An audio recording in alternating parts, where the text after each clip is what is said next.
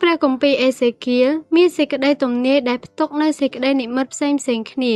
ខ្លឹមសាររបស់សេចក្តីទាំងនោះមិនខុសពីកាន់គម្ពីរហោរាឯទៀតក្នុងព្រះគម្ពីរសញ្ញាចាស់ឡើយសេចក្តីទាំងនោះមានចងទុកនៅបំណងព្រះハរតីរបស់ព្រះសម្រាប់ឲ្យសាសអ៊ីស្រាអែលប្រព្រឹត្តតាមភាពយុត្តិធម៌និងសេចក្តីសុចរិតរបស់ព្រះហើយរស់នៅក្នុងជីវិតបរិសុទ្ធទោះជាយ៉ាងណាក៏ដោយពួកអ៊ីស្រាអែលបានងាកចេញពីព្រះបន្ទូលរបស់ព្រះអង្គម្ចាស់ហើយដើរតាមផ្លូវនៃអំពើបាបនៅទីបំផុតក្រុងយេរូសាឡឹមនិងព្រះវិហារត្រូវបានកំណត់សម្រាប់ការជំនុំជម្រះ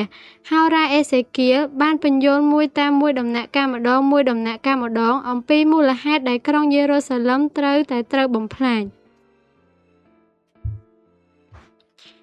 មេដឹកនាំនៅក្រុងយេរូសាឡឹមបានជិះជាប់ប្រជាជនដូចជាសត្វតោដេញចាប់ចំណីជំនួសឲ្យការពារប្រជាជនពួកគេបានយកជីវិតរបស់មនុស្សគ្មានអំណាចនិងអ្នកទន់ខ្សោយក្នុងទីក្រុងហើយដណ្ដើមយកទ្រព្យសម្បត្តិរបស់ពួកគេ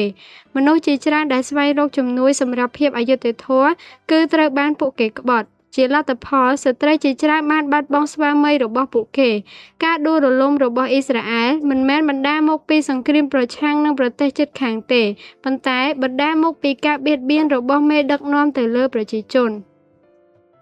ពួកសង្ឃក៏មិនខុសគ្នាដែរពួកគេបានប្រព្រឹត្តអំពើហិង្សាហើយធ្វើឲ្យព្រះវិហារនិងដង្វាយដែលបានថ្វាយដល់ព្រះជាម្ចាស់ទៅជាមិនបរិសុទ្ធកាន់គម្ពីរលេវីវិន័យប្រាប់យើងឲ្យបែងចែករវាងរបស់ដែលស្អាតនិងរបស់ដែលមិនស្អាតពួកសង្ឃគួរតែត្រូវបានគេសន្មតថាជាមេដឹកនាំខាងវិញ្ញាណដែលបង្រៀនប្រជាជនអំពីរឿងនេះក៏ប៉ុន្តែពួកគេបានធ្វើឲ្យព្រះវិហារទៅជាមិនបរិសុទ្ធប្រងើយកន្តើយនឹងថ្ងៃឈប់សម្រាកហើយប្រព្រឹត្តអំពើអាក្រក់ទីបំផុតទង្វើទាំងនេះជាការប្រមាថព្រះ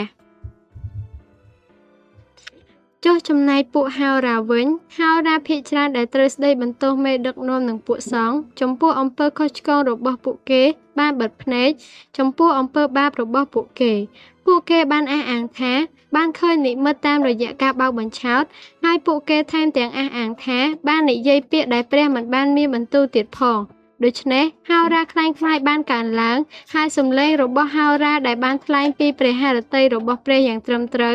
វបានបាត់បង់នៅក្រុងយេរូសាឡឹមចុះចំណែកឯប្រជាជនអ៊ីស្រាអែលវិញនៅទីបំផុតពួកគេបានធ្វើពុតជាប្រជាជនដែលព្រះបានជ្រើសរើសប៉ុន្តែពួកគេបែរជាប្លន់អ្នកទន់ខ្សោយដោយប្រើអំពើហិង្សា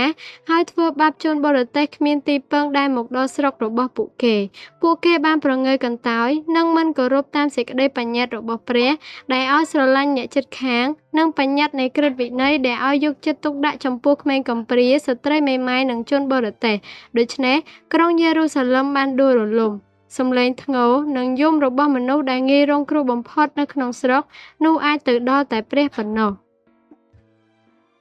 ព្រះបានស្វែងរកជាច្រើនដងដើម្បីរកអ្នកដែលនឹងកសាងក្រុងយេរូសាឡឹមដែលបែកបាក់ឡើងវិញដោយពួកសង្ឃហោរារហូតដល់ប្រជាជនហើយអ្នកដែលនឹងជួសជុលទីដែលខូចខាតទ្រង់បានស្វែងរកនរណាម្នាក់ដែលនឹងបង្កើតភាពយុត្តិធម៌និងសេចក្តីសុចរិតក្នុងស្រុកនោះគឺនរណាម្នាក់ដែលនឹងកាន់ខ្ជាប់តាមព្រះបន្ទូលរបស់ព្រះហើយមើលថែរក្សាក្មេងកំព្រាស្ត្រីមេម៉ាយនិងជនបរទេសប៉ុន្តែព្រះមិនអាចរកមនុស្សបែបនេះបានទេបងប្អូនទាំងអស់គ្នាអើយសេចក្តីទំនាយរបស់ហោរាអេសេគៀលគឺជាសារដែលយើងត្រូវការជាចាំបាច់នៅថ្ងៃនេះសូម្បីតែនៅក្នុងស្រុកដែលយើងរស់នៅព្រះក៏នៅតែស្វែងរកមនុស្សដែលនឹងកសាងទីកន្លែងរបស់យើងឡើងវិញហើយជួសជុលអ្វីដែលបានដួលរលំសូមឲ្យយើងដែលស្ដាប់ព្រះបន្ទូលរបស់ទ្រង់ខ្លាចជាមនុស្សទាំងនោះចុះគឺជាមនុស្សដែលកាន់តាមព្រះハរតីរបស់ព្រះដោយយុត្តិធម៌និងសេចក្តីសុចរិតហើយកសាងនគររបស់ទ្រង់